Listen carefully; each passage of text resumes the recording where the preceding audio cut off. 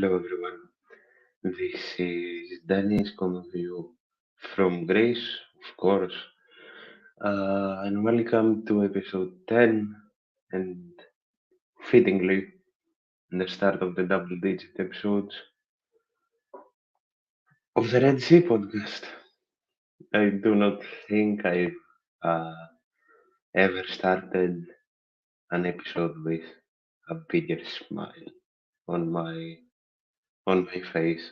Uh, and I honestly don't think I ever will, aside the end of May, no matter what happens. I don't even know what to say, where to start. These these past few days have been absolute insanity. So yeah, let's get the fuck into it. Uh, I will start with the boring and typical stuff because I have to. Uh, do follow what the banner says as always. Uh, the show is, of course, here. Like and subscribe if you like what you say. The show is on Spotify, and the episodes go up a few hours after I'm done, usually. Uh, the show is on Instagram and Twitter. Twitter, especially, has been getting some insane support, and I couldn't be more grateful. And Twitter is where you will find live reactions to games, uh, early videos, where you can communicate with me easier. Uh, Twitter is generally the better place than Instagram, but I try to be, at least I try to be equally active on both. Uh, and the show is, of course, on TikTok. I did post today, uh, but I do believe I am shadow banned on, on that platform because I did try to post some videos from the stadium yesterday, which is also where this came from. Me actually show it off, and it's upside down. God damn it! Uh, here, this is what I personally was waving around uh, on the stadium. It's a double-sided one. Uh, and yeah, that's about it. The the link, as usual, is uh, is in the comments for anyone that wants to hop on live with me and just share any thoughts you want, ask any questions you want, and absolutely anything. Honestly, uh, it is gonna be a busy week coming up. I do plan on this is YouTube specific. I do plan, yes, had to do it today. Just showed it off as well. Show it off again. This is what. Uh, huh? No, but I'll talk about it in a bit. This is what I was waving around yesterday. This double-sided, beautiful scarf. But no, I wasn't aware. Apparently, Roma wants Santiago S as well. I know it's great quality, surprisingly. Apparently, Roma wants Santiago S as well. Hmm. Of course, I think everyone is aware of Bayer Leverkusen's uh, interest in Santiago S, but it's normal, I think, and I think we're gonna we're gonna listen to a lot of uh, rumors coming up. Especially if we actually go on and win the damn thing, I feel like we're gonna listen to rumors about half our squad. And don't forget that, of course, Santiago isn't one of them, but don't forget that uh, half of them are running out of contract. So I guess this is a warning. Don't believe everything you see. The Greek media, especially, just likes to blow things up. We all know that, I'm pretty sure. So, yeah, as I was saying uh, before, it's gonna be a busy few weeks for this show. Uh, Either tomorrow, again, this is YouTube specific, either tomorrow or the next day is gonna be a small video with everything uh, I managed to capture from the stadium, and I will try to see if I can find any extra footage to put in there. Uh, of course, with credit. Um, and I am gonna start, for anyone that's interested in the gaming department, I am gonna start uh, a Greek. Of course, we all know that Olympiacos isn't in FC24, but I am gonna start an Olympiacos type uh, create a club series for this channel alone. And if you guys if you guys want it, and if it actually starts going well, I will spread out to other games as well, if I can actually manage that. Now, now, where to start? The past few days have been chaos. The past few days have been absolute insanity, honestly. I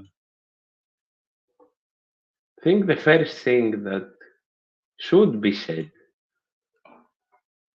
is, of course, as you all saw, uh, I had the pleasure to meet the man himself, Thogden, who was here, uh, to enjoy the game, talked with him, genuinely wonderful guy. I say that from the bottom of my heart. Of course, he done the insane thing of actually giving away uh, a ticket for the semi-final yesterday. Uh, and yeah, if I had the pleasure to just uh, chat with him, I had the pleasure to learn uh, about him a bit. And if you all haven't actually checked out uh, the blog he's posted, please go do so. I I also have the honor to be shouted out by the man. uh, him both shouting out this show and including me from a small talk we had on camera. So yeah, if you haven't, please do go check out the vlog from the semi-final, but also do check out the vlog from the second leg game against Fenerbahce. Now, I think that from all the absolute insanity that the last few days have given us, I think the first thing that we can uh,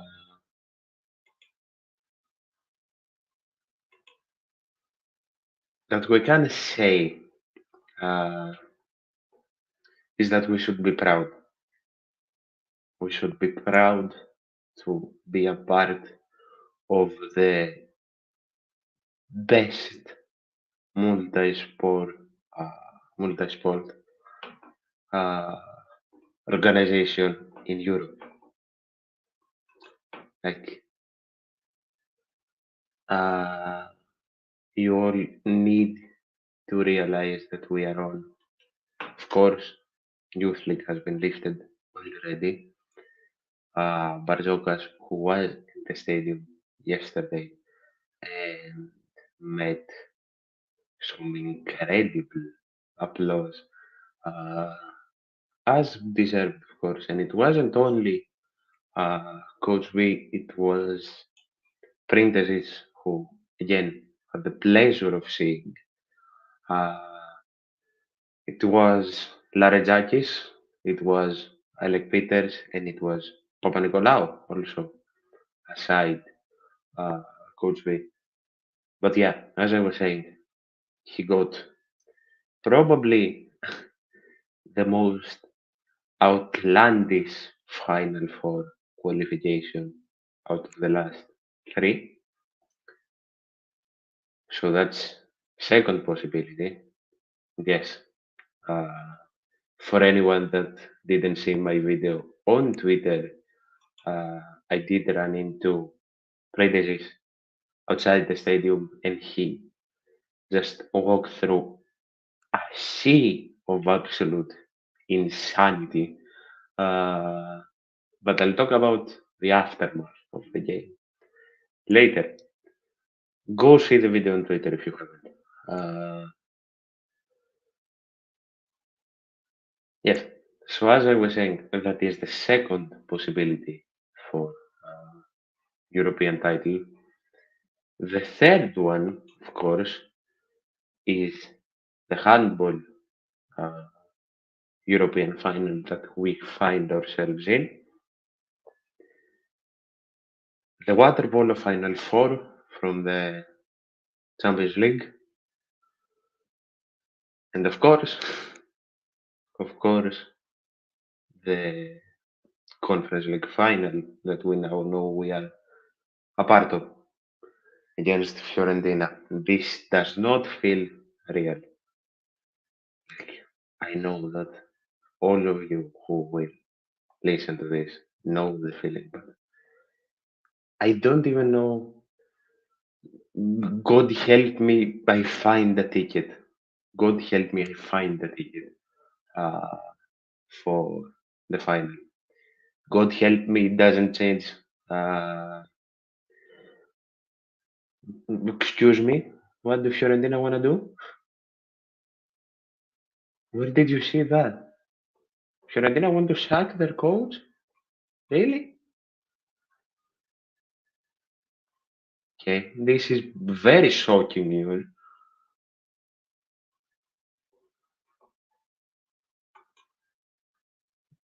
I, okay, let me actually bring that up.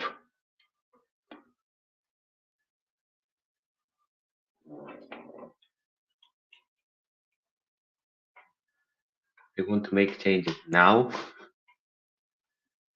They're in a final. Are you sure you saw it on Super League Hub? Because I don't see a thing.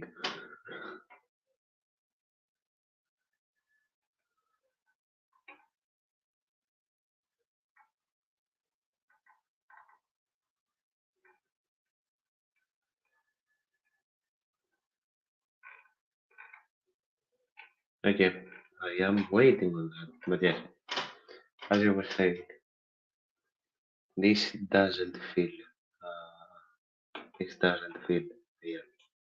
This honestly doesn't, and I don't think it will. As I said, God forbid, God help me. I do manage to find the ticket. Uh, I don't think this will feel real then. I did find the article about uh, the Fiorentina coach.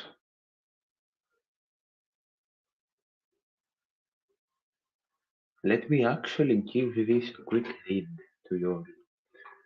Uh, yes, I was just saying that I found it. I thought you meant that it was a post, uh, but I did see it on the stories. It says that Vincenzo Italiano did it again. Of course, Fiorentina on their third European final.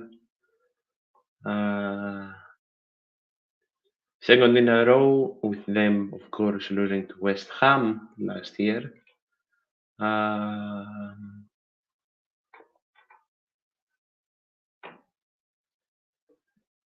it looks like the article says, at least, don't shoot the messenger. I'm just saying what I read. Looks like the conference final against us will be Italiano's last game, given his contract is up and they are not looking to renew, but there is still a slight chance. I'm guessing depending on what happens. Uh, yes, depending on if they win or not, that's the determining factor on if Italiano will renew his contract. As it says though, the Fiorentina people are looking for a coach. Um,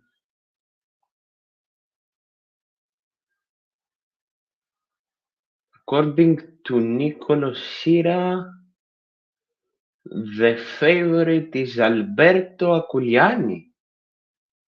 Oh, that's interesting. Alberto Aculiani, yes, I love you indeed. Give me the best information. And I am reading this a bit shocked because I honestly heard nothing about this before. Uh, Alberto Aculiani, of course, 39-year-old former Italian footballer, is the coach of Pizza right now. Not Pizza. It's the coach. It's the coach of Pisa right now. Uh, and as it seems, he is gonna actually take over Fiorentina with a contract until 2026. Uh, After the game against Ascoli, we'll meet with the club and we'll talk about our ideas and see if the situation is right, is what uh, the coach said about his future at Pisa. And uh, the article is actually from a very credible source. Of course, I aside meeting the wonderful Sogdan yesterday, I did have the chance to have a slight chat with one of the wonderful people, one of the wonderful journalists that work for Sportal. And that's actually where the article is from. And that is very interesting to think about. That is very interesting to think about. Huh, huh, them,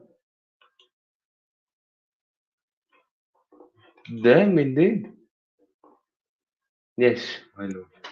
Thank you. That changes things if if there is actually uh, some sort of turmoil uh, at Fiorentina. That changes things a lot.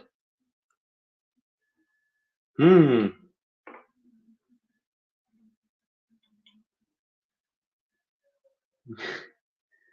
Time will tell, I suppose. Time will tell. Of course, Fiorentina, no easy team. We'll analyze it in a bit. Uh, Excuse me for a second. We'll analyze it in a bit, but yeah, that song is something, isn't it?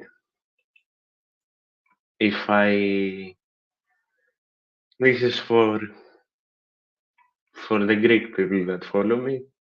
Just uh, if I didn't get a copyright strike, I would play the dumb thing, but I can't. So yeah, for those of you who want to see what the song is, just come on YouTube. Come check the show out on YouTube. I don't want to get into this yet though. I The show is gonna be a bit of a mess. The show is gonna be a bit of a mess because I am in shambles. I am in shambles. And I'm also choking. Give me a second.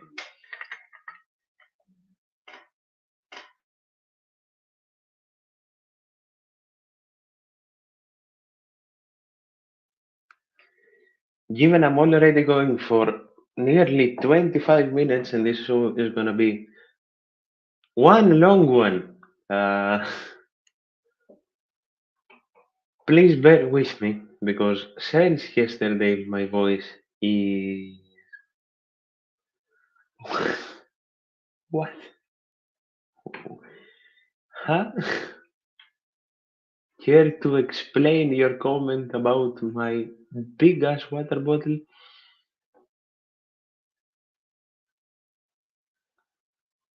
But yeah, as I was saying, my voice is going quickly, and since my wonderful co-host is at work and no one else has joined, uh, you all will have to bear with me. But yes, let's get into the important stuff now, shall we?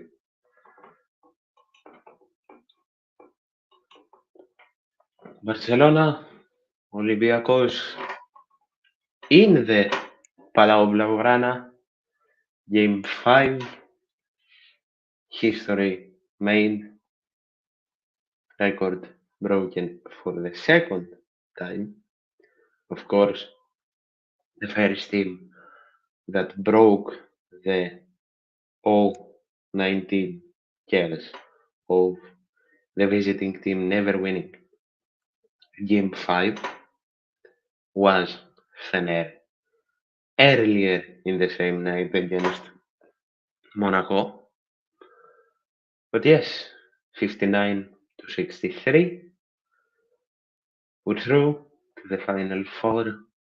And I think the main thing that showed from this game is how, to use the words of a great journalist, it's how little Grimao is for Barcelona's bench and how big of a coach Bartzokas is. And I don't think, of course, hindsight is 2020 after all, but I don't think that there was a singular chance that Grimao would uh, actually get it done against Bartzokas. Didn't matter if the refs tried to push them forward, didn't matter if we were playing in a very loud, actually, Palau Blaugrana, didn't matter if half the Barcelona players were playing UFC, basically. To give me a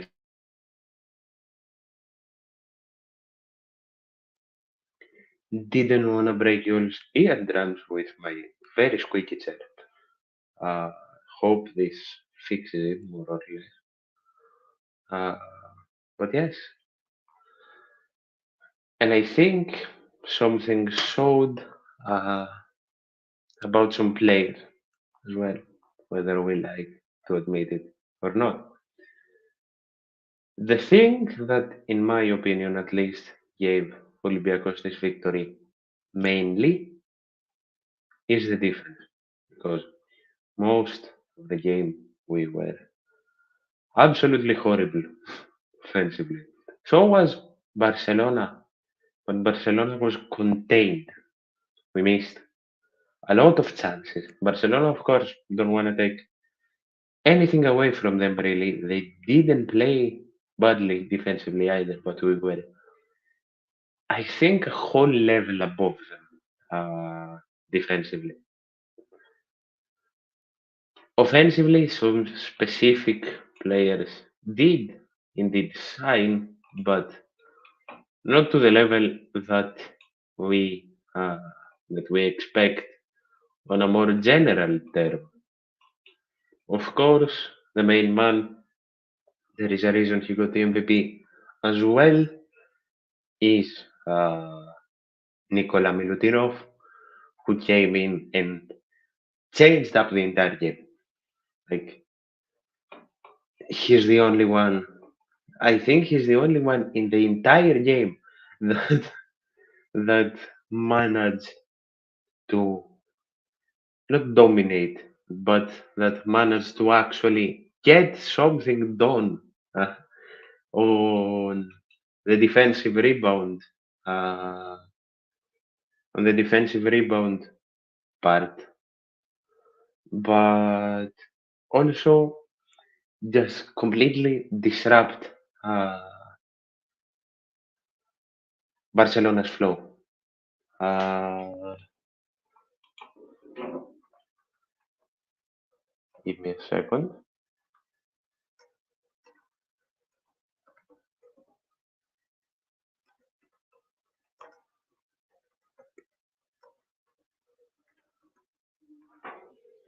Just checking if I can get uh, another person on with me. Um, but yeah, as I was saying, the man that came in to completely disrupt Barcelona's flow got the MVP for a reason, and I am actually gonna tell you the man's stats. Uh, 10 points, 10 rebounds, 2 assists in 25 minutes of play. Uh, yes, I am trying to get my wonderful co-host, as I mentioned before, on. But if I do get him on, it will be late in the show in like an hour's time. But since I'm probably gonna be going on for another hour and a half, I wanted to check. Um, Let me actually see about Milu's blocks and steals. He had one block, one steal, uh, one foul, surprisingly.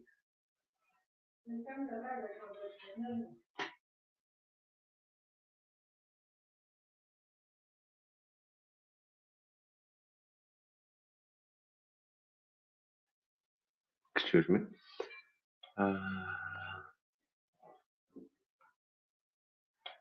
7 defensive rebounds.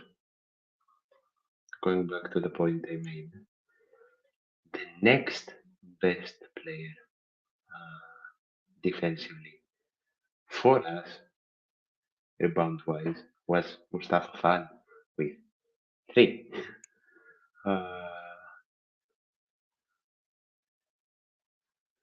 so I think that alone shows how much chaos uh, Milu brought in. He was also, of course, most rebounds in the game in general. He was also tied with uh, he was also tied defensively with Thomas Satoransky as the two best players with the most defensive rebounds. Um, Now, what do I get into? Of course, the man that likes to play on the limit is Ken McKissick. And I always go back to a quote that Bartzokas said, and that's that I won't sell out my players. Back in January, I'm pretty sure, when we had our biggest injury crisis. Uh, and of course, Shaq McKissick was one of the main people that had missed a lot of time this season with an injury. Uh, just, I think he proved everyone wrong. Came out and destroyed Barcelona both offensively and defensively. Enjoy. It's enjoy. uh, God, that face I'll never forget. For those of you who have missed that fiesta, we are talking about Mathieu Valbuena's uh, quote when calling Usainu Ba forward. So yeah, just as I've seen people call him and as I've called him myself, Shaq McKissick. Uh, Especially that run of play that I'm trying to form in my head.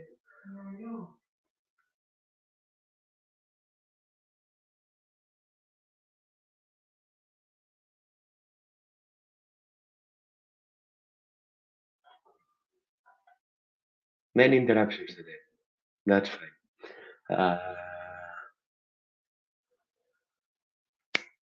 Train of thought. Yes. Especially that run of play that I've been trying to form in my head. Uh, Him getting the three, then going back, stealing the ball, and just converting one of the most disgraceful, the most sickening dunks I've seen this season. Uh, to which completely just killed the game for Barcelona. If the game wasn't dead already, it killed the game for Barcelona. Sachs run and the 08 run that we had in general just killed it and sent us to the final four.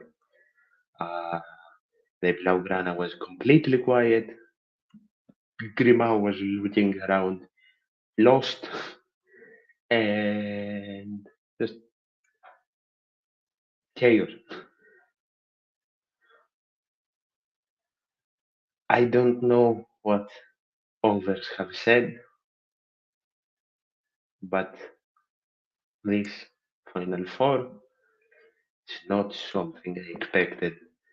For example, as I said back in January,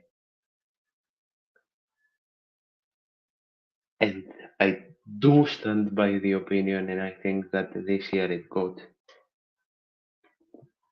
I think it had been proven already, but I think this year it got enhanced that Bartzokas is the best Greek coach of all time. And I say that loud and proud. And I've seen discussions that uh, Bartzokas is in the talk. Uh, For best Euroleague coach of all time in general, of course, Bartzokas, best Greek coach, first Greek coach to lift a Euroleague title. Uh,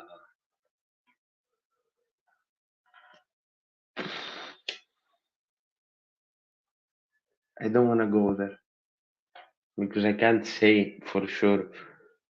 I want to say yes. I want to say that Bartzokas is the best Euroleague coach of all time. I know he's in the talk. I agree that he's in the talk.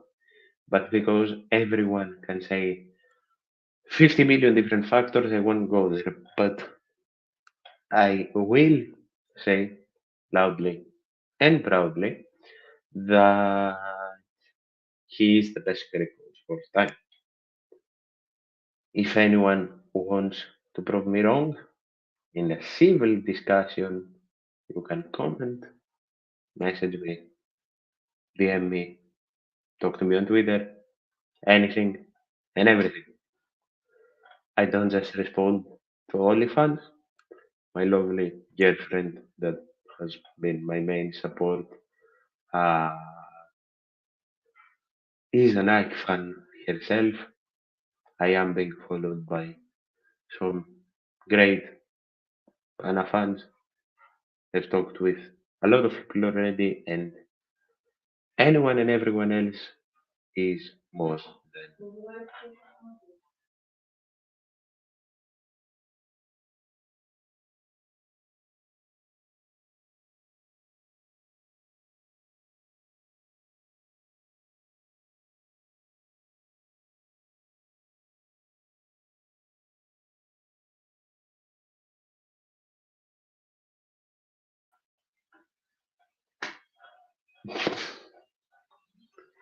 Never stop. Actually, never stop. Uh,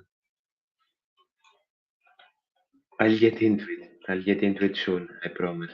But I have a lot of basketball to talk about.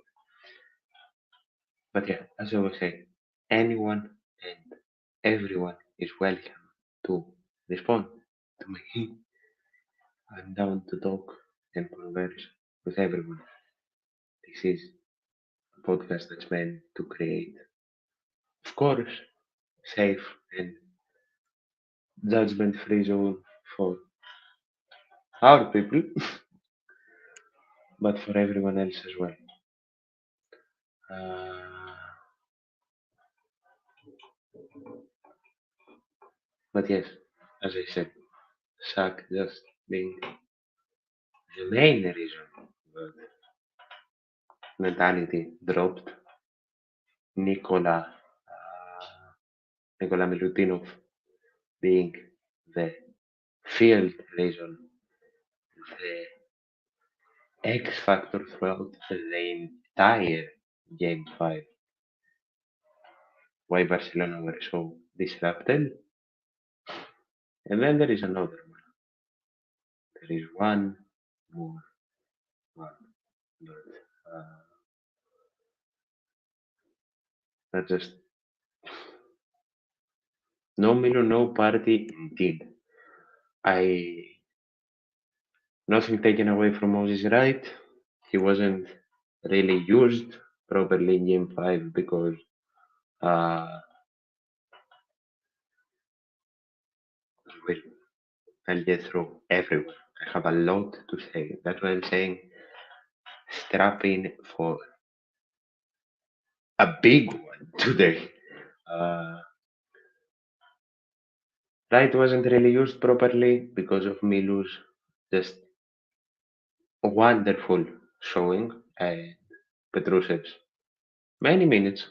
So nothing taken away from him, but uh, the series didn't really fit Mustafa. He was great in game 4. He was great in game 4. Don't get me wrong, but in general, this series didn't really fit Mustafa. The opponents he had to face didn't really fit him. So this series fit Milu a lot. Uh, Now, One more man that I want to talk about in detail is Captain fucking fantastic Kostas Papanikolaou. Hearing that Papanikolaou stole the ball, as cringe as it was, as absolutely cringe as it may have been, uh, hearing it uh, from a Greek commentator. Not even gonna talk about Caridas. Not even gonna talk about him because I don't want to get negative and start cussing out on such a positive show. Uh, but um, what I want to say. But yes, hearing that commentators were panel reporters, yes, Caridas and the Damas from two most annoying commentators ever. And it's these two in annoyance, and here is pathetic. It's these three. Don't ever use uh, Tanelakis quotes to quote uh, someone like that, please. Uh, but yes, hearing that Papa Nicolau stole the ball gave us all so much relief, I think.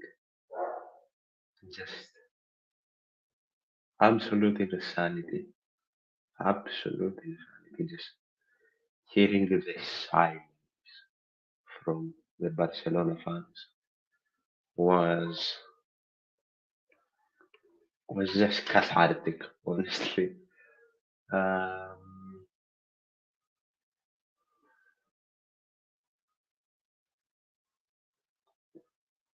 just the video of Papa Nicolao's celebrations alone.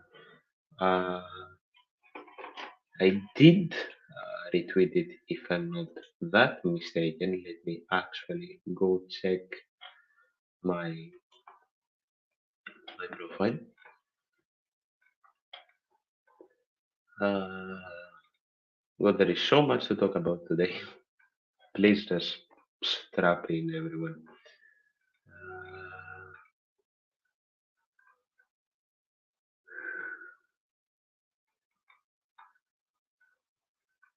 yes, I did. I will. Can I? Hmm.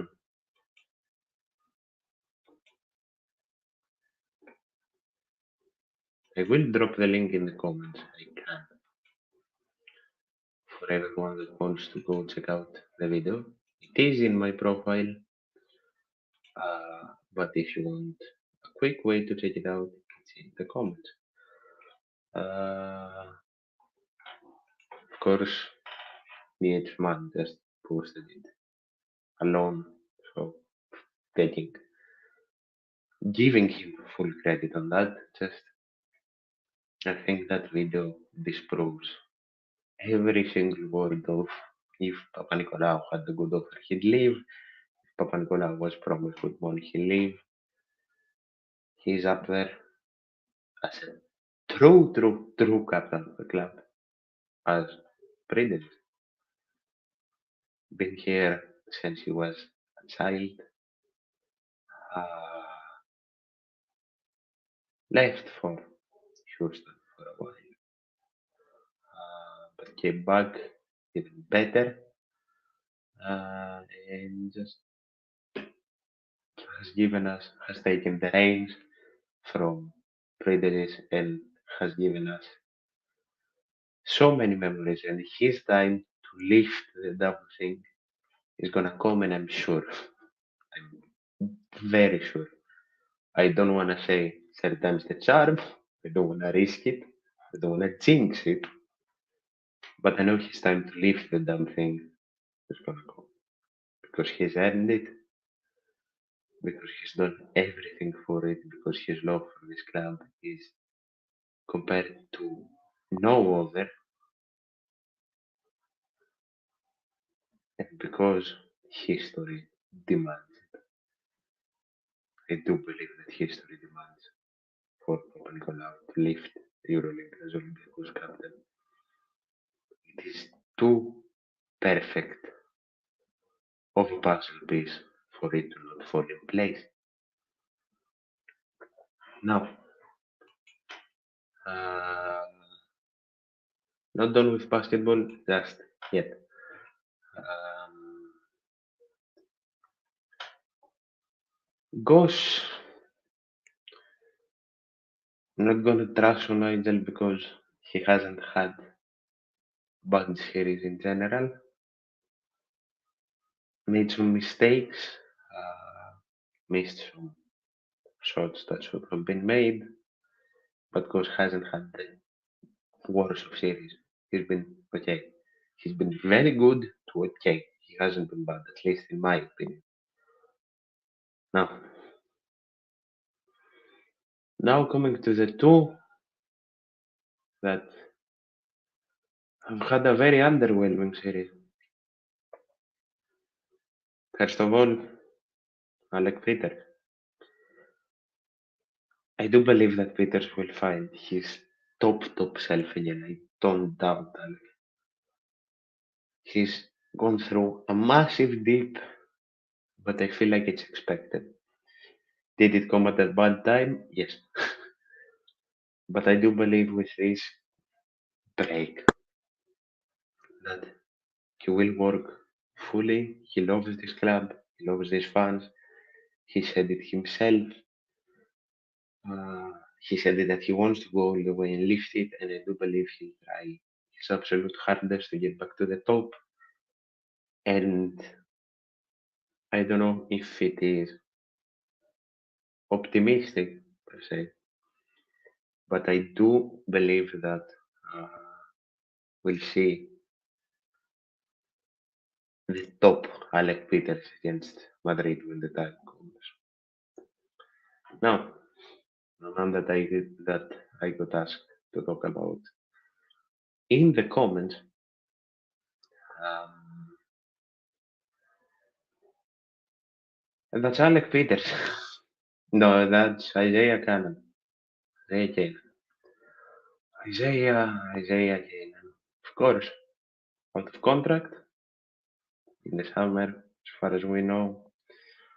There have been some words about uh, a renewal, nothing confirmed, nothing even really said. Aside a few rumors here and there. Uh, there was some rumors coming out of Serbia that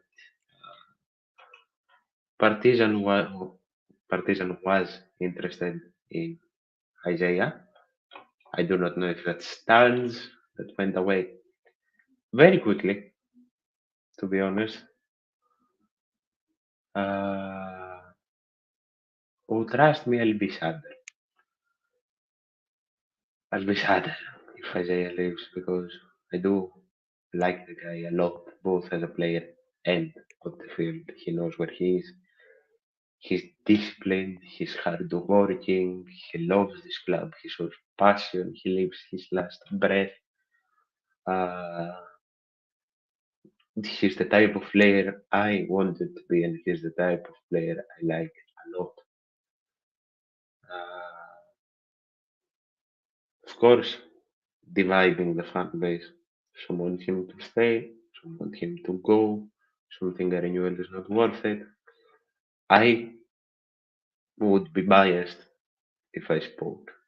I would really be biased if I spoke. Because he's had a bad series. Like, you can't just hide that the series against Barcelona was good. Well, was bad. Uh, do I want him to stay? Yes, I definitely do.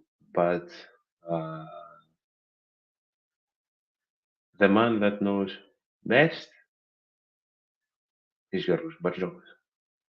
No, no, pass. no journals, no one. If Coach B sees a use for him in the team, whether that's rotational, whether that's starting, he'll renew him. If he doesn't, he won't.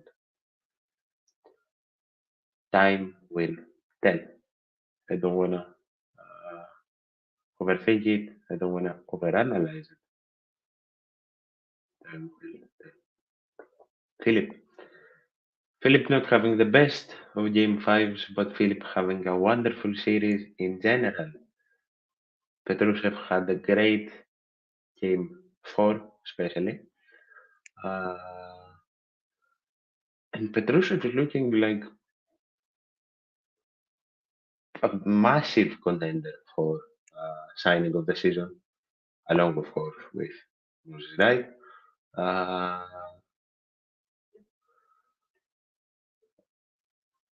this man will do great things next year.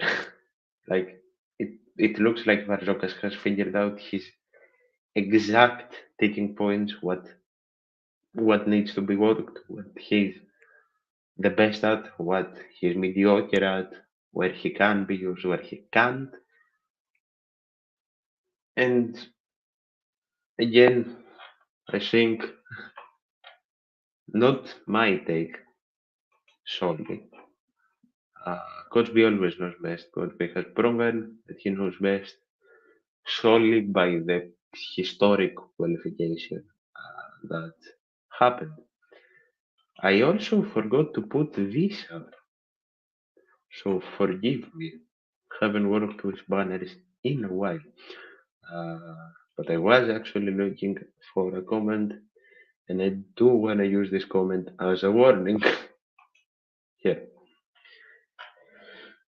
massive hot take, massive hot take, because it's too early to speak. But I think Petrusev under Coach V will be a massive contender for Player of the Season next year. I think he'll have a wonderful season, knock on wood.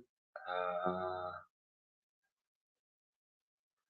and I just can't wait to see what he'll actually offer. Um,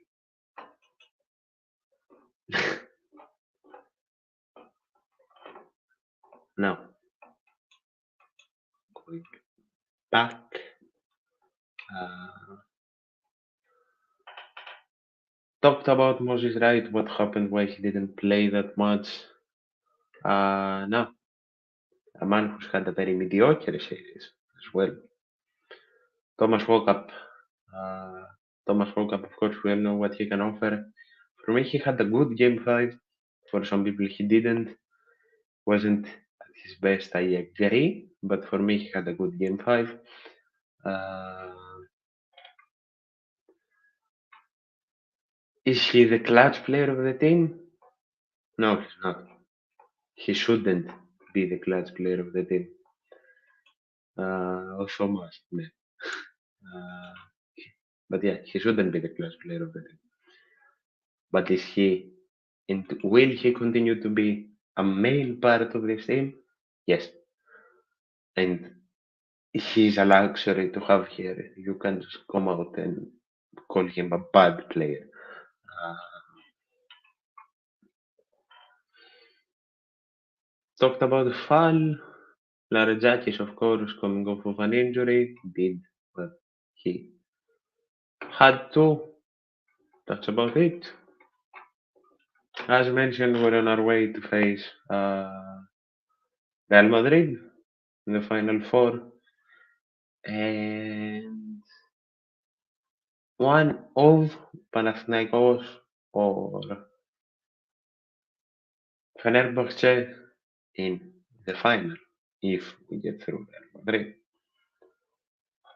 We'll see. Don't wanna dings absolutely anything. Uh, Now, let's get into the most important stuff, shall we? This doesn't feel real. This really doesn't feel real.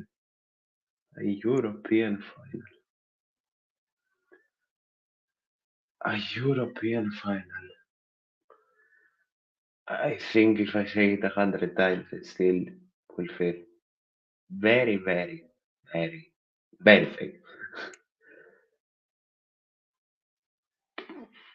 Legends just posting absolutely ecstatic people like Kevin, Mathieu, Omar, Kevin Miralas, of course, Mathieu, Omar, Hassan, Fuster, Fuster celebrating with his son.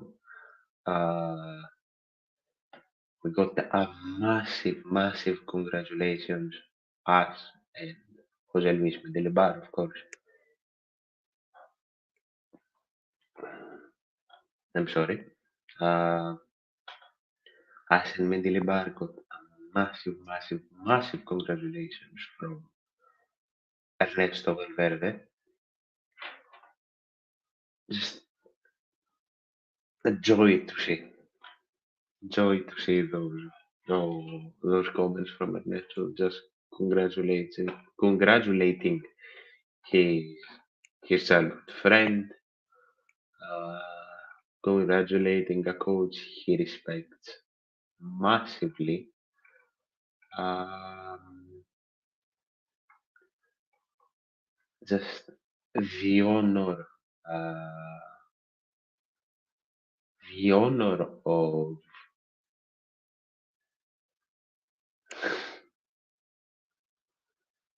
oh you will, and I'll keep that up on screen for a bit, just so you can take in what you wrote. I'll keep that up. But yes, for a legendary man saying that aside Bilbao, uh, for a legendary man saying that aside Bilbao, his second club is without a doubt Olympiacos, without a doubt, for a man that's played and coached FC Barcelona. It's an honor is an understatement. An honor is genuinely an understatement to have this man have such love for our club. Barcelona did him dirty, yes, it's still FC Barcelona. He has such love for our club to put us over Barcelona. Of course, Lady is his lifelong love. Lady is the club he supports. Lady is his hometown club. But Lady is everything to him. But to come second to Atleti for such a legendary figure in the footballing world is an honor. Now, I I will take that comment off. I think it's enough torture. Uh, what to even get into? The atmosphere was incredible. This is by far the best atmosphere I've lived through. I will, uh, as I'm talking, uh, no, no, don't get that started in my comments, please, uh, because that's gonna spill over to the YouTube comment. Uh, I am just gonna ignore that. And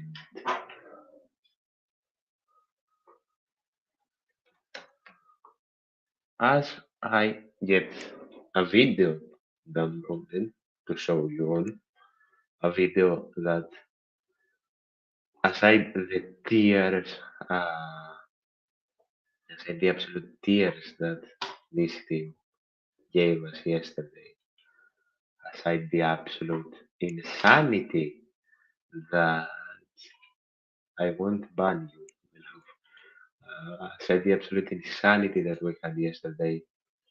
A video that had my tears just flowing out of my eyes. Uh,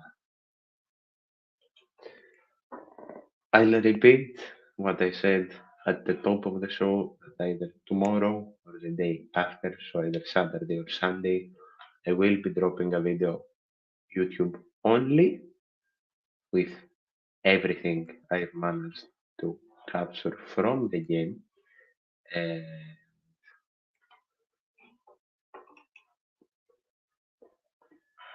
and hopefully some other people videos as well with credit. Of course, for you who are listening to this, if you were in the stadium yesterday, feel free to DM me some videos and I will just put your name. Uh, I just wanna show people the atmosphere, the pure atmosphere. Of course, uh, Theo thought that managed to show it perfectly. He managed to show the absolute happiness of everyone, no matter the age. Uh, just no words for what we all saw yesterday from, uh, yes, I talked about it. I, I talked about it on the top of the show. I'll say it again. I had the pleasure to meet uh, Theo, talk to him, and be on his video. Go check out the vlog. Go check out the vlog. It's amazing. And if you haven't already, go check out uh, the Fener vlog as well. So yeah, what was I saying? The atmosphere. I myself am 20. For those of you who do not know, and of course this is the best atmosphere, but none that I've seen in that stadium. A far second is the West Ham atmosphere earlier this year when we beat them 2-1. Uh, that's a far second. Though. Um, solid 11 out of 10. And even that's an understatement. When even, yes, when even my 58-year-old father and even kids younger than me covering genuine, genuine 50 years wage gaps say that this is the best thing they've seen in that stadium. I think it says a lot on its own. No one sat down for more than 2 minutes. People were there since I think 5 hours before the game, 6 hours before the game. Uh, After the game, of course, everyone saw I didn't have the chance to be there. And I will try and get some videos from uh, what happened in Pasalemami as well. Especially these videos, please send them to me. Um, you all saw what happened in Pasalemami till the early hours of the morning. All the celebrations in the stadium, outside of it, like we were chanting, singing on the roads. We were just celebrating like nothing else was happening. The whole of Piraeus was going insane. It's just an atmosphere that you had to be there to truly understand. I captured the I captured the first goal. I managed to capture what happened after the first goal. I didn't get the second one. It's not that Pasalimani was bad. The whole of Piraeus. There's a reason the chant says what it says. Uh, just an atmosphere that you can't give justice to with words. I think it's an atmosphere you can't give justice to with videos either. That's why I keep shouting out Theo's vlog because I think that's the best. It's the best thing uh, that could give justice to what happened yesterday, and that I'll try and push that through videos as well. But it's insanity. I still haven't processed it. And I'll say this a million times. I still haven't processed what I saw. And it's now a whole last day after. I I don't even know what to say. I don't even know what to say. It's just yes, absolutely flabbergasted.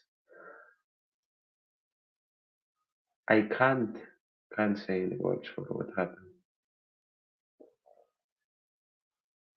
People were crying, people were screaming out of happiness, people were jumping around. The whole stadium was standing up for almost the full 90. Like, none of us sat down for more than 2 minutes, as I said. Aston Villa, it's the first time I've seen Emiliano Martinez look so lost. Like, I think he just passed the ball to a throw in twice. No pressure from us, just him, his defenders just passed the ball twice. Pau Torres was going insane at his teammates. Everything was breaking down for Villa, and I do want to say that we played a massive part in that. Of course, aside that we are perfect uh, football from everybody. I do like to believe that we played a massive part in Villa's just complete loss on the field. But Louis is having another stinker of a game. Uh, Matikas having a horrible game, honestly, with the highlight of that game being his sleep when he was through on goal from a long cross from the side. Aston Villa was lost. I think that, of course, aside our uh, incredible atmosphere, I think that the first leg, of course, was completely took them off guard. I don't think anyone from them expected. I even think they underestimated us a bit. If you want my honest opinion, my voice is giving out. I even think they underestimated us a bit. As the genuinely dangerous player of Aston Villa yesterday because they didn't really do anything insane. The genuinely dangerous player of Aston Villa yesterday was Leon Bailey. Uh, Everyone else was just completely lost. Of course, Unai Emery trying something new against us with a 3-4-3 or 5-4-1, depending. Uh, yeah, just a combination of all of that gave us the win. Before going into the game, but I've got to through some stuff. Do want to try and get the video I set up. Let me actually see if I can.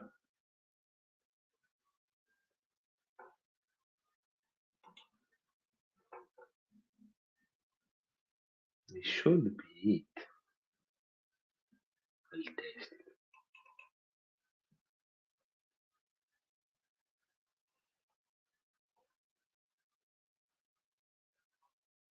τα μέλη επινίκου γουλάνδρη. Ήμουν οικογενειακός φίλος του αείμνης του Μελτιάδη Μαρινάκη.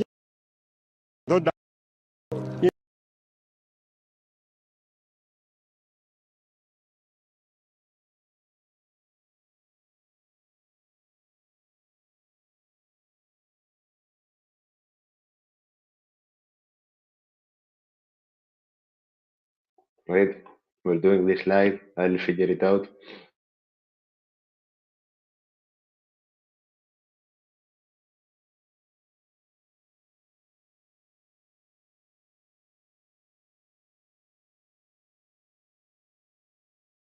Από τα 100 αθάνατα μέλη επινίκου γουλάνδρη, ήμουν οικογενειακός φίλος του αείμνης του Μελτιάδη Μαρινάκη και του Προέδρου.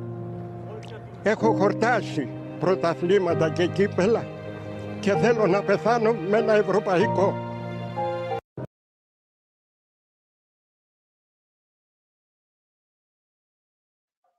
I'll just let that play once again. For all of you that don't understand what this club means.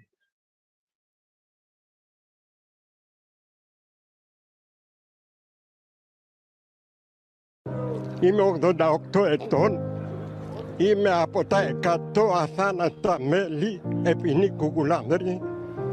Ήμουν οικογενειακός φίλος του αείμνης του Μελτιάδη Μαρινάκη και του Προέδρου. Έχω χορτάσει πράγματα και κύπελα και θέλω να πεθάνω με ένα ευρωπαϊκό.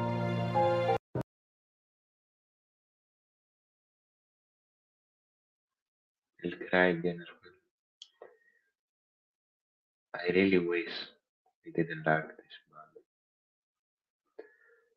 Red Duckling, of course, has posted this video. Media has posted this video. You've all seen it. Just completely touching. And this is what this club means.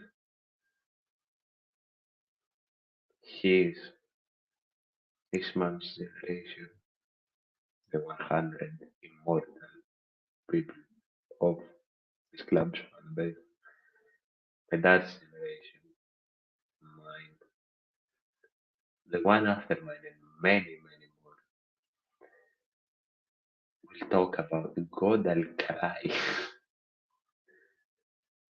We'll talk about these achievements in absolute pride.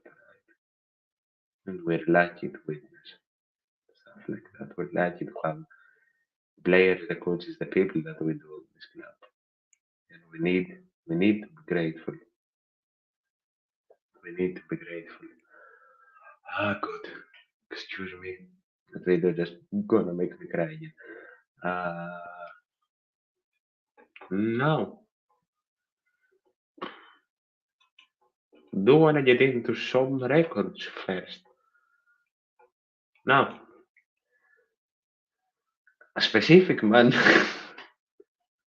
that just scored five goals in the European semi-final. A man that, no matter what now, given that places 2-5 are out of the competition, is the Golden Boot winner of the UEFA Conference League. A man that has torn up Europe. A man that's torn up Europe. Has broken every record there is to break. Now, first thing. First player to score 5 goals in the semi-finals of a European competition since Radamel Falcao in the 10-11 season. That's one. Two, reaching 15 goals in Europa League and Conference League. This year, he becomes the first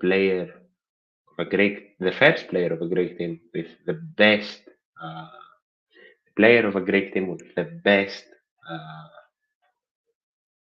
efficiency, I guess. Με την καλύτερη επίδοση in a European year, passing the 10-goal year of Antoniadis. 3. Reaching 10 goals in a season in the Conference League ties the record of Cyril the Sheriff, 21-22. 6. Personal record. Tying 32 goals in a season with the legendary Red and White, he ties Alexandri's record. He's gonna pass it. There's no way. 7. He got the latest Greek European goal, say 9th of May, passing Kamara. Which Kamara? Should have looked into that. Passing Kamara's record, I think that's Abubakar. Passing Kamara's record who scored in the 28th of no, Edibu. Passing Kamara's record who scored in the 28th of 4th. 7 records. 7 records. The man is insane. The man is gonna drive us insane. 5 goals, 5 clean goals against Aston Villa. The man is literally a Larabis region. I didn't believe what I'm saying yesterday. Didn't believe in the first leg. Don't believe it now. The man is crazy.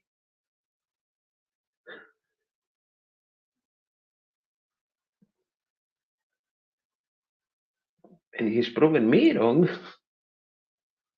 The start of the season, I didn't really believe in him.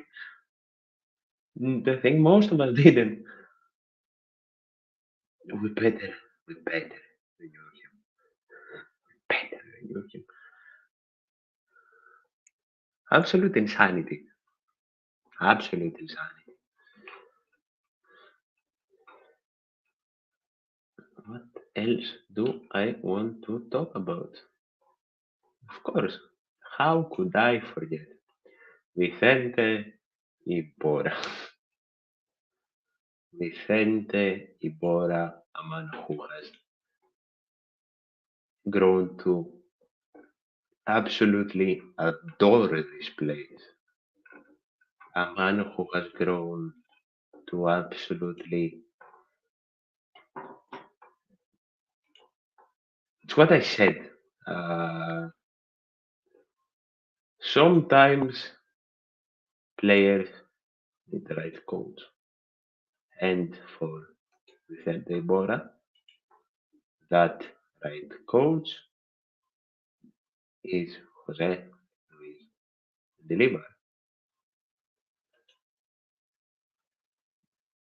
He's replaceable.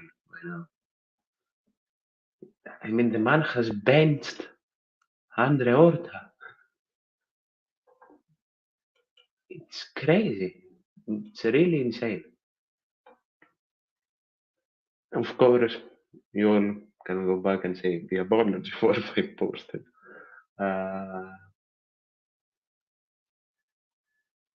Yes, haven't seen a more misused player.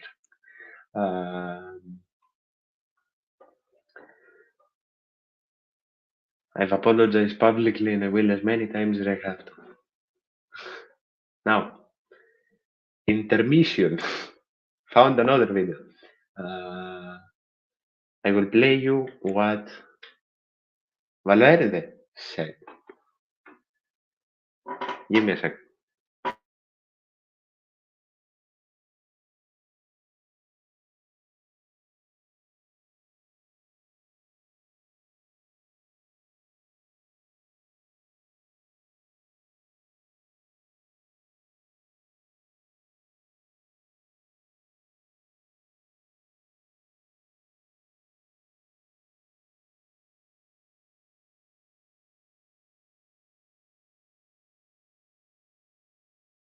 extraordinario. Increíble, vamos. Eso, para alguien que además, yo soy, después del Athletic, mi equipo es el Olympiacos, no tengo ninguna duda, vamos, eso es algo para el club, increíble que haya sido con Mendy, vamos, eso es lo mejor.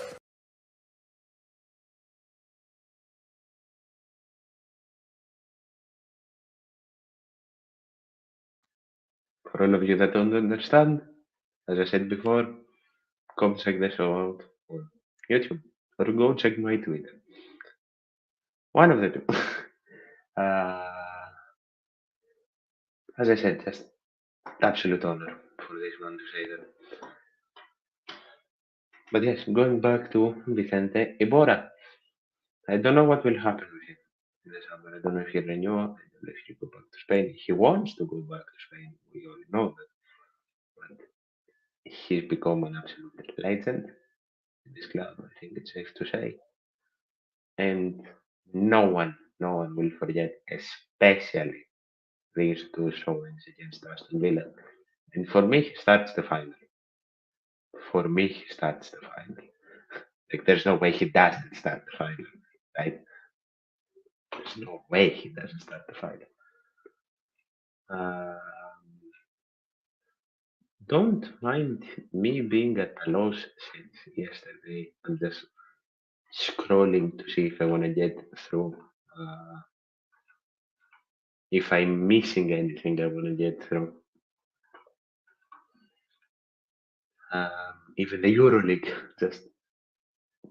Euroleague, knowing how insane this week has been for us, even the Euroleague shouting us out. There it is. Did want to get through something.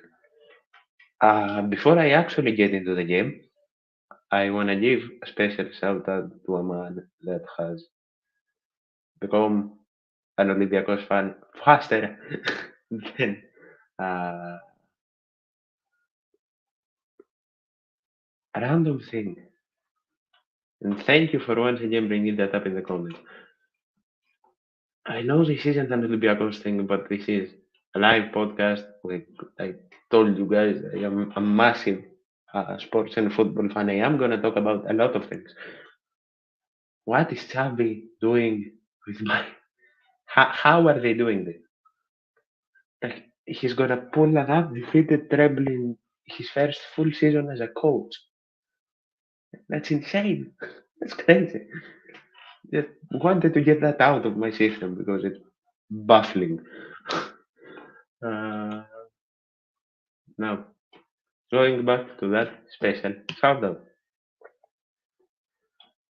a man that will probably be out at him next season, but a man that's became an Olympiacos fan, and loved in our hearts at least, especially in mine, after the edit he did of Jolakis traveling at every game, helping the B team and the academy massively being there for them. Uh, that, of course, is a man that goes by the name of Julian Bianco. If you ever run into this, just speaking of all of these clubs fans, don't call the man a tourist. He's helped the team.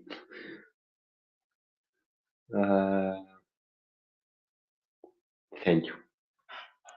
Just thank you for all the passion you've shown. No matter what happens, I want you here next year. I do believe you are a massive rotational player. I do believe you'll be a wonderful option to have on the team, both locker room and field.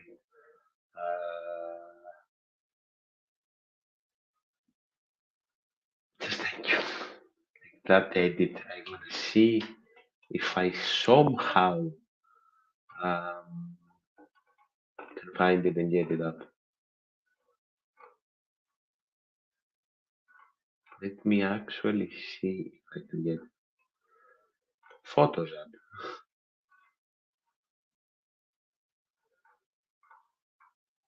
I do not think I can.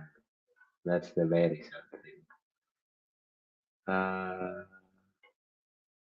Yeah, go check out Julian's story.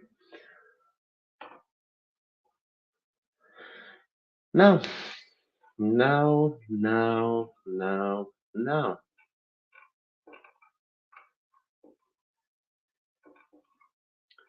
Where to start? Where to start? I can't say that enough. We are in a goddamn. We beat a team that's basically locked. We beat a team that's basically locked for a UCL spot next season. The goddamn Premier League. In the Premier League. That is crazy to think about.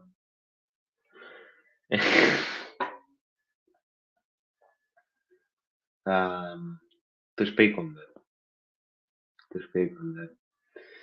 As much as I love the banter, as much as I love this song being used,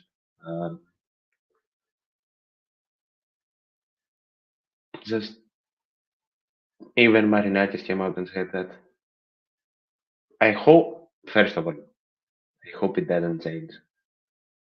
The rule is supposed to be that uh, it's supposed to, it can change stadiums, it can change country, it can't change country. So we'll see. But I hope it happens in New Papa Arena because it's a beautiful stadium. It's one of the most modern ones. Technically, it is the modern. It is the most modern one in Greece. Uh, I've loved the videos from the Ike fans with the shovels. I've loved them.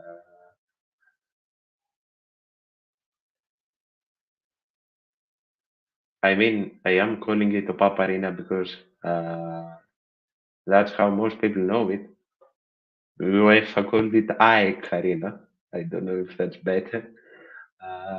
But yes, yeah, Sofia, of course, is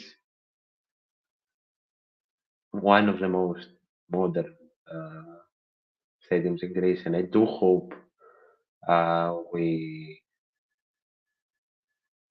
we are competent enough and don't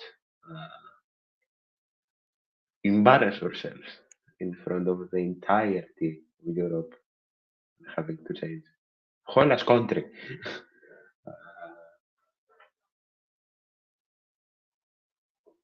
But yes, as Marinaghi said, we have to respect football, we have to respect Ike, we have to respect the stadium. Not jealous of anything. Our stadium will always be my absolute favorite. Not denying anything, just my opinion.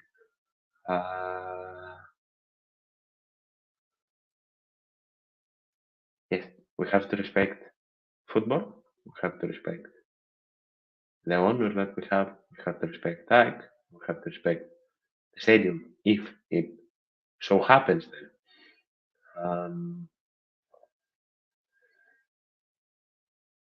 And we have to do that like the people that genuinely mean harm should be found and banned.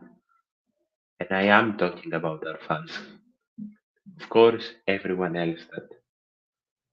um everyone else that wishes harm, that they just why don't get like I don't get how people can I don't get how people can be unhappy for what's happening.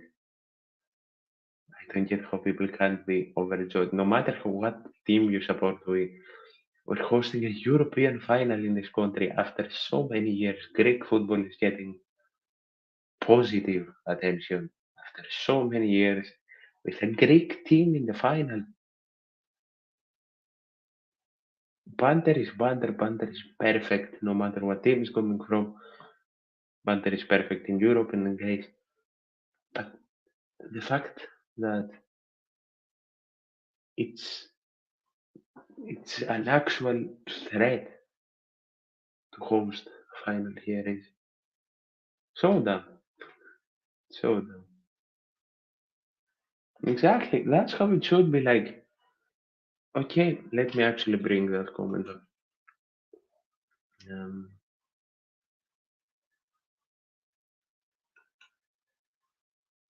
there it is.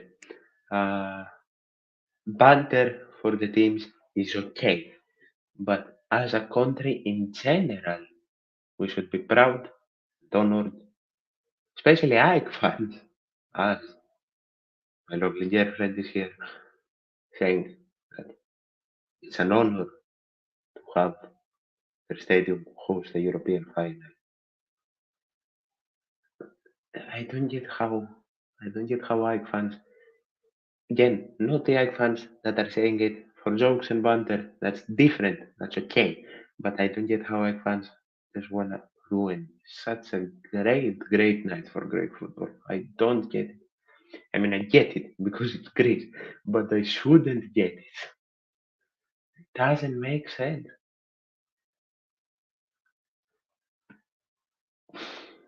Just hope it happens here, and I will scrape the corners of this world for a ticket. Will scrape the fucking corner of this world for a ticket.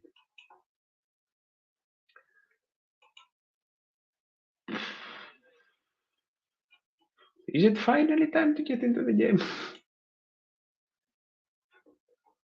Like there is so much to talk about. So much to talk about.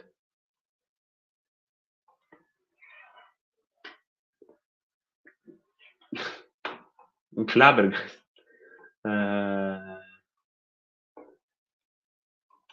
Let me actually see if I have anything else to say.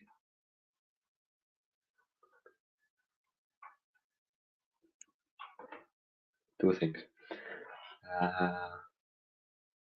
Two simple sentences that mendilibar said. One is, and I quote, I thank Sevilla for firing me, otherwise I wouldn't be here. Coming from a coach like mendilibar.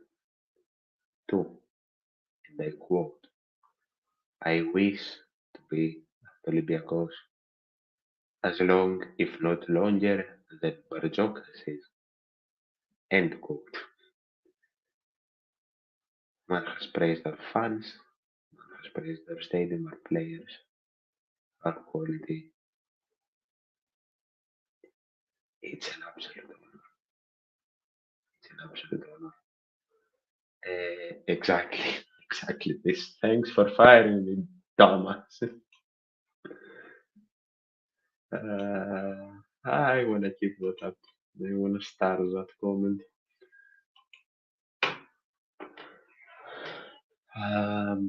It's an absolute honor, and for me, if he's not already, he can be up there with Valverde. He's already written his name in golden letters in our club's history, but he can be up there with Ernesto if he's not already, as I said. Oh, finally. Uh, Let me actually do this first.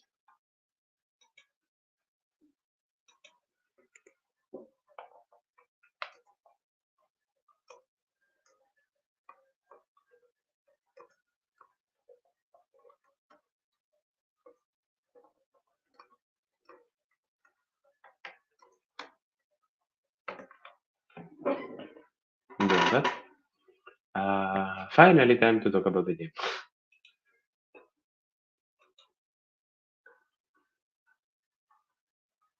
Of course, uh, starting out, we showed that we are in it to get a goal. We didn't show that we're in it to play defensively. We didn't show that we are in it to just hold. We showed that we need to attack and get a goal. 10 minutes in, Potenza makes an incredible run in the box. Kini overlaps him. Olympiacos versus Villas ghosts. Exactly. Uh, as I said earlier, I do believe that I do believe the fans played a big part in that. Like the TV doesn't do it justice. I do think that the TV doesn't do it justice. Uh, Not I do think the TV definitely didn't do it justice. As I said, don't even think my videos would do it justice. But I do believe the fans played a big part. Aside the press, aside them underestimating us and conceding quickly and their mentality just dying, uh,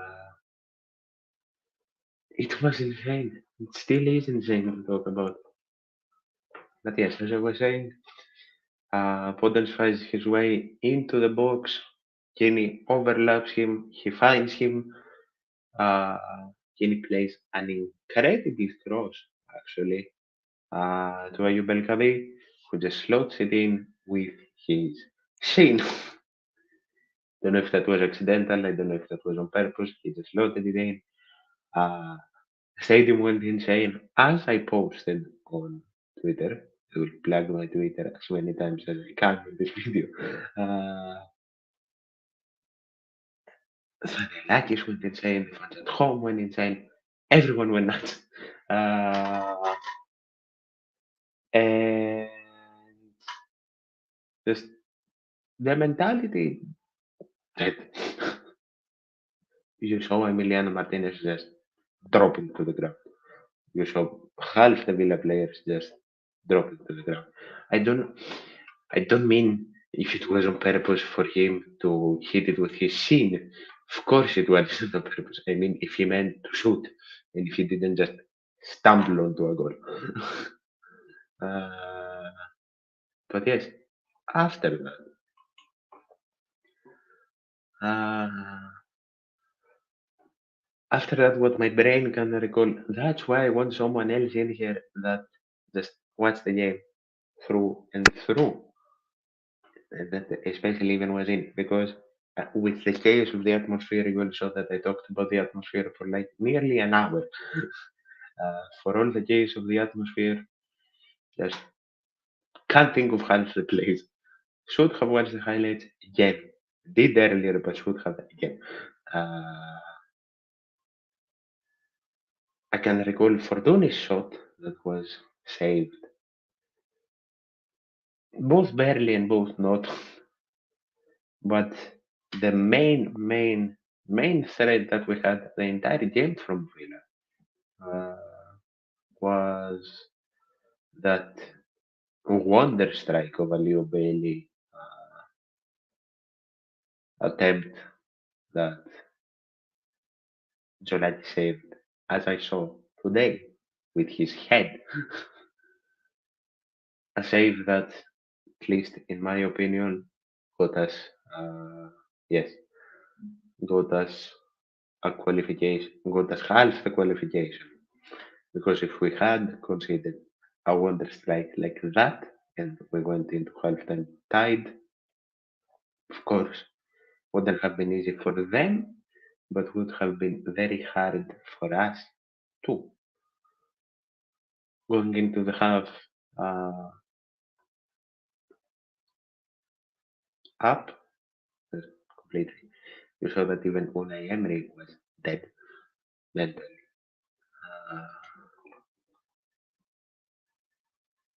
Masuras came on in the 64th. Uh, Clemente Bora, who I don't actually have any updates on, went out injured. Uh, and then, before the goal, uh, some dodgy calls, by the way. Um, One of the most beautiful moments of Olympiacos this season happened, with Kini needing to be subbed out and mendilibar giving Apostolopoulos his European debut.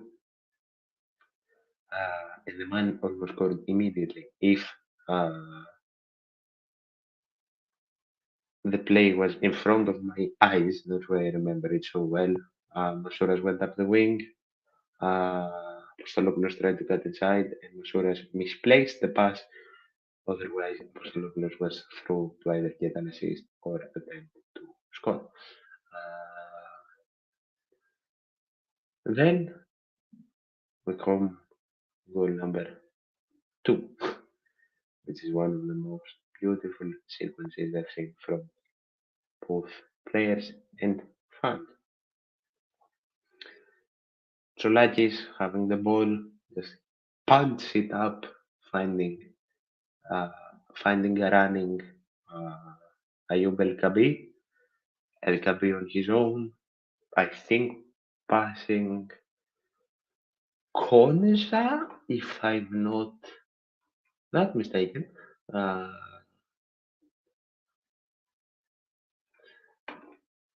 And just making Jaime Martinez in a goal that seemed very, very similar to the one Colomwani almost scored uh, in that uh, World Cup final, especially the way it was captured. And I'll say something in Greek that may even get me demonetized, but screw it today, honestly. Screw it today. Uh, One is Kolo Mone, the other one Dwekane Togolo Muni. But yeah, what is, let me actually not get distracted for once. Um, then, this one, lifts his flag, it's offside, but the VAR checks it, and then the whole stadium goes like, oh, this, doing this with their arms, doing this with their arms because he didn't show on camera. Uh, oh, and as soon as the referee did this, pointing to the center, I don't know how the guy's catch is still standing. Fireworks started erupting. People with me were jumping around, waving their scarves around. I saw people taking their shirt off. Just nuts. Just insane. I think all of us felt such a relief at that moment.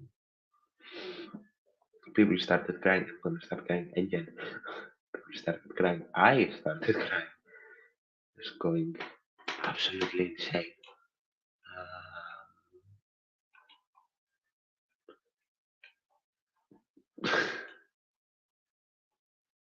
And Ayub celebrating like a madman, actually.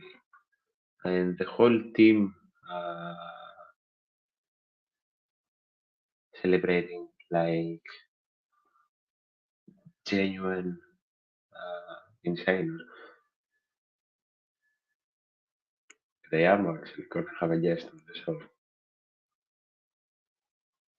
Thank God it will be the 10-15 minute appearance of heaven, actually.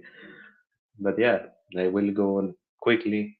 Before I get to the lineup, we are gonna have a guest. Uh,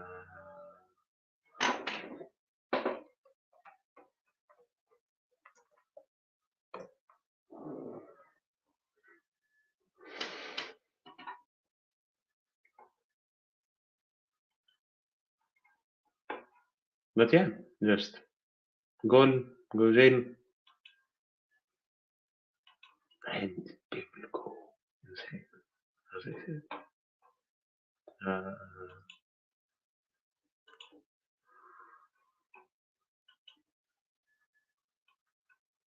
and then, as the game ends,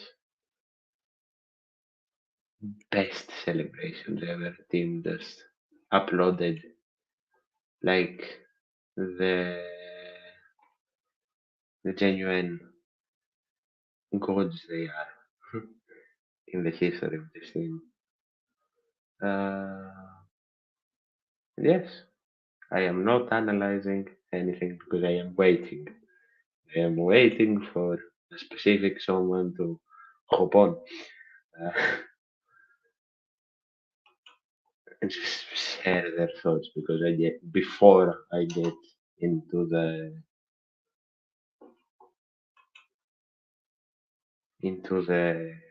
lineup, give my ratings. Coach is great, and this. Yes, yes. I am waiting patiently. Yes, it was just. It's unbelievable. It's completely unbelievable. It's insane. My brain can't process.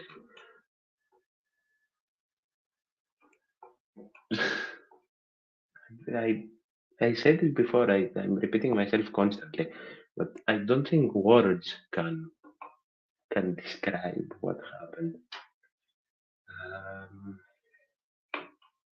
yeah, just bananas.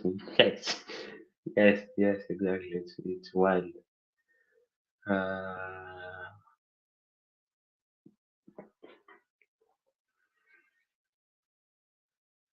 what I fear is what we said before. Just everyone's gonna be getting interest from everywhere, which is expected. But it's gonna be one of the most insane summers ever. It's gonna be one of the most insane summers ever because the push may go. I wanted to sleep with this scarf, but no. This scarf is gonna stay. This scarf is gonna be uh, what I what I take to games, and this scarf is gonna be perfect. Now, talk to Oh me. man. I don't know what to say. I still don't know how to feel about it. It's mental that we're even here. How are you feeling? I've been going on talking my ass off for up to 2 hours now. Yeah. So I don't know. It's it's an incredible feel. I mean, I genuinely never thought I would ever get to see Olympiacos in a European final. I didn't think I'd ever see us in a semifinal, but I mean, what a performance over two legs, on and off the pitch. I think that is an equally big part of it that's worth talking about. Obviously, you were at the game yesterday. Um, I think that as a club and as a team, we've done ourselves so proud, regardless of how this ends. But we still have possibly the best part of it to look forward to. So yeah, it's incredible, man. I mean, we could probably yap for hours about it just because it's like, I mean, I when am is already. yeah. When is this ever going to happen again? When are we ever going to see something like this? It's an incredible moment for the club and for Greek football, as much as some rival fans might not like to admit that. To have a Greek team in a final in 2024 in Greece, no less, is incredible. Hope it happens in Greece, at least. I mean, hey, if they have an issue with the security around Hagia Sophia, they can play at Karaiskakis. We had no issues yesterday. I think we had an actually uncharacteristically peaceful state Oh, of it was. affairs. Oh, it So was. I mean, if that's the issue, we can host. We'd be happy to. It's gonna be insane to figure out. It's gonna be an insane couple of weeks. It's gonna be an Absolutely. absolutely insane couple of weeks. Thoughts on the goals and El On the Capi in goal, general? I mean, everything he touches at the moment, I mean, I don't even know how to describe. He took 6 shots and he scored 5 of them over the two legs. And just some of the two offside goals that they thought were offside at first and they called back. How you time your run so perfectly. I mean, it's just precision. Like I thought it was the second goal yesterday. I was certain it was offsides, but you look at the replay and he's perfectly making the run. But yeah, and then the first goal, obviously, I think that's an underrated finish just because he's kind of off balance. He kind of has to move his body back to be able to really wrap around the ball and place it. I think a lot of strikers would put that wide or put it high because he's kind of leaning back, but great finish. Great assist from our guy Kini, who I owe a huge apology to. I still have to buy his shirt because that's the promise I I made. want you to talk about what's happened to your account in general. Oh, I've had to rebrand as Kini FC. I changed him to my profile picture. I owe him a massive apology because other than LKB and Solakis, he was probably our best player yesterday. I mean, he didn't step a foot wrong defensively. Got forward really well for that first goal with his weak foot. Great pass across goal to find LKB and give him a chance to finish it. Yeah, I mean, all over the pitch, it was that sort of effort from all the players. I mean, absolutely exceptional for a 34-year-old, right? The players he was going against, probably some of the fastest players we've faced all season in any competition, and he did his job. He was out of position. He was playing, the opposite side from his strong foot, which is difficult for any footballer, and he got forward. He defended well. You can't complain about anything that he did. So he gets massive props for stepping up in that spot. But I think everyone, I don't think a single Olympiacos player had a bad game yesterday. You could tell that all the effort and the desire and the determination was there. And that's the biggest thing for us. I mean, look at last season and how our European campaign went. Look how our European campaign went even parts this season. The 5-0 to Freiburg, which was probably one of the softest Olympiacos performances we've ever seen. I mean, even the draw to Bartzokas was just yeah. I mean, the strides that this team has made in such a short period of time, and it goes back to what we were talking about last week with mendilibar and the mentality that he's instilled. He believes in the players, and the players believe in him. And really, right now, they feel like a singular force going towards obviously the singular goal of accomplishing even more history for Olympiacos. They already have. I mean, even if they lose the final, this has been a magnificent season, the best season in the history of Olympiacos in Europe. But it's remarkable, man, and it was great to see. I saw Gate 7 International said something about this earlier. We played 4 academy players yesterday. 3 of them started. That's another really big testament to the club and the strides we've made in our youth setup in recent years alone. Before you tell me your man of the match and your coach's grade, I was going to ask you about it. The 4 academy players were Zolakis, Petros, Fortounis, and of course, one of the men of the night for me himself, the man that I was talking about got such an incredible welcome onto the pitch. I personally just lost my voice chanting his name. And the man that almost went through on goal and scored if Masouras placed a pass correctly. What did you think about Apostolopoulos? I mean, obviously it was a shorter cameo, but again, he looked comfortable. I mean, that was kind of the same thing with Solakis, and I heard the English commentators talking about this because obviously being in the States, that's the commentary we have. Cool customers. I mean, they look so composed. They look like him, Solakis. Obviously, the 2 main young players we were playing looked like they've been doing this for 15 years. I mean, obviously, by the time he got on, the match was already over, but still, he came on and just looked collected, calm, composed, and slotted into his spot. And I think it's great that he was able to get that chance in such a big spot. Hopefully, this could be looking forward for him, a pathway in next season. I mean, obviously, clearly we need a deeper squad in a few key positions. Fullback is one of them. So you would hope that he gets a look in, after this as well. But it's great to see obviously that span of Greek players in the team, but also players that we produced as a club. So I was super impressed with him, as well as I already mentioned, Solakis continuing to be impressed with how he's carried himself. It's great to be able to rely on that, and we haven't had that for so many years. Really, just having to rely on mostly a lot of these aging foreigners.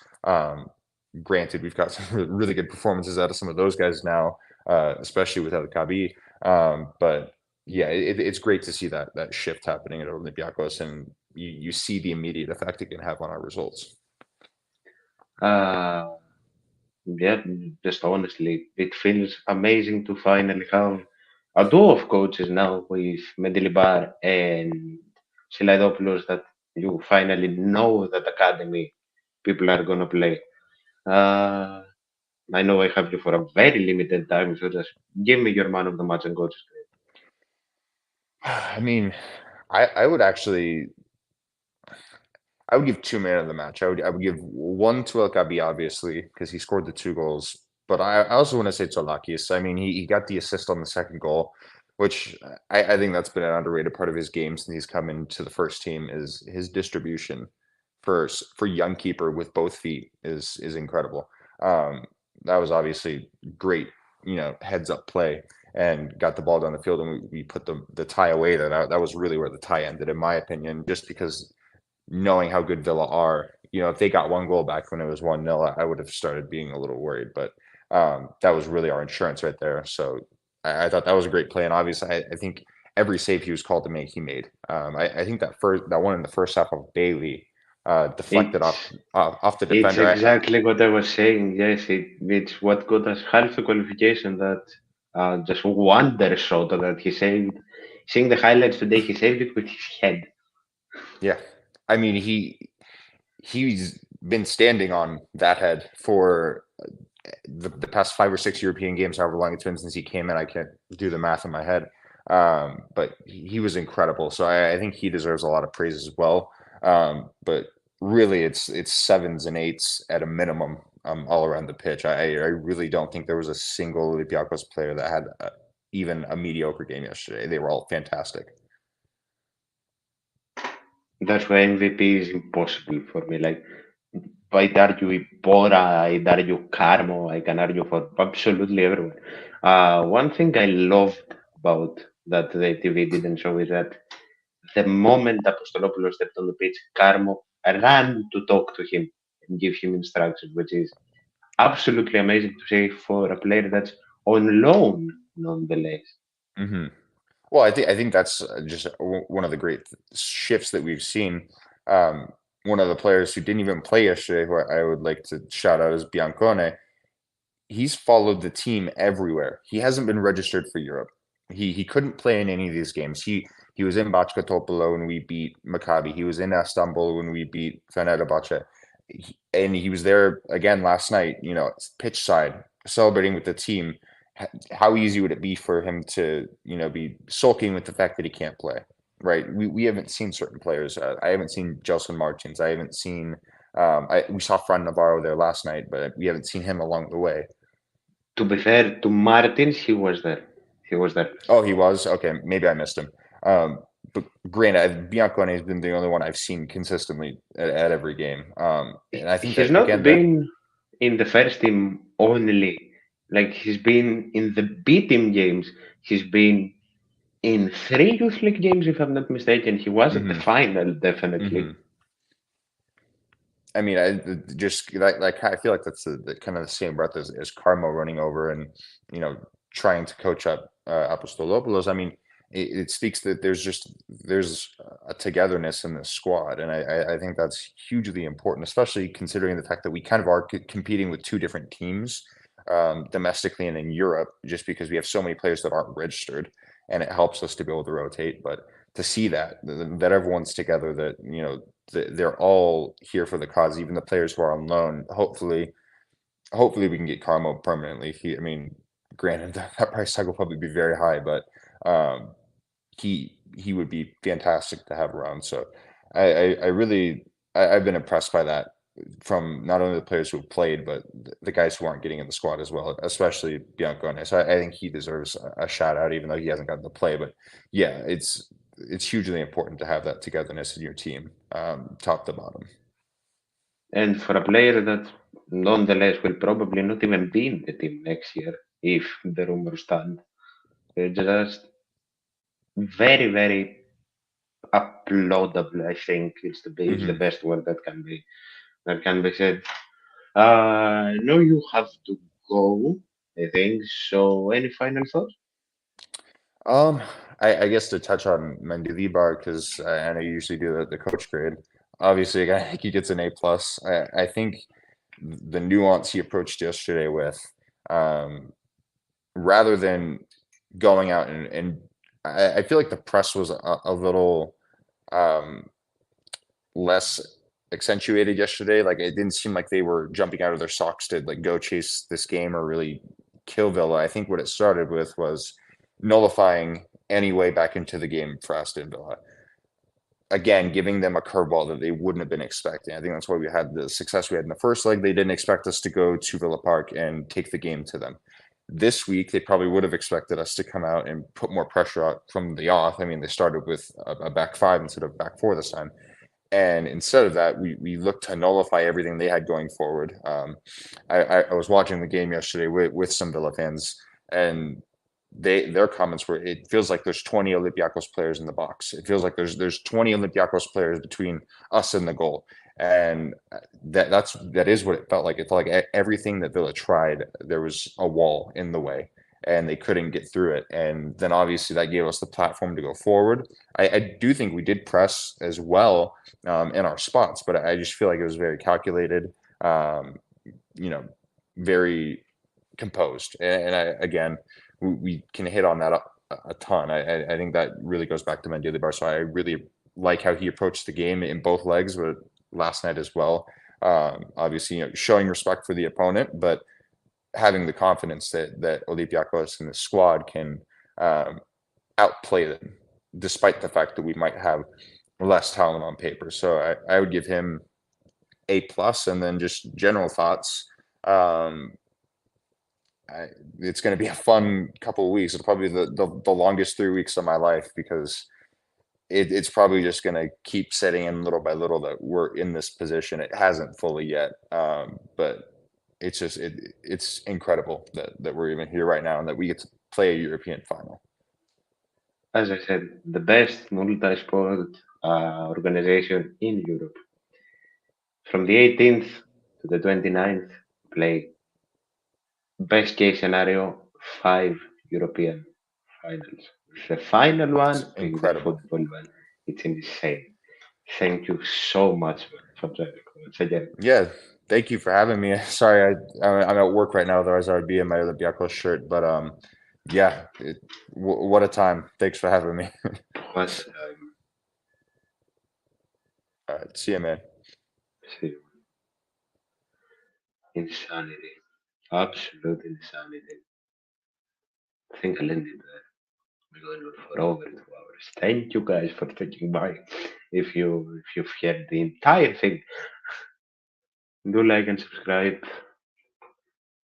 I'm sure I'll get into this game again.